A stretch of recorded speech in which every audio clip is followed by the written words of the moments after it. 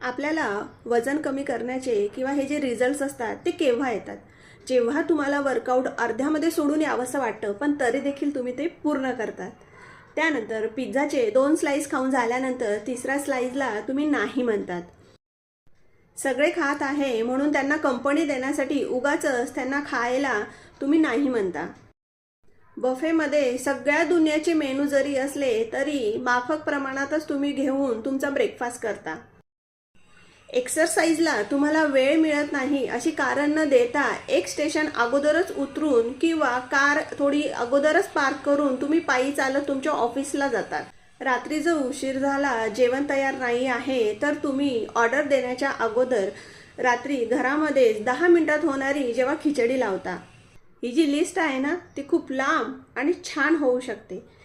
तुम्ही अशा कुठल्या गोष्टी करता ते कमेंटमध्ये नक्की सांगा.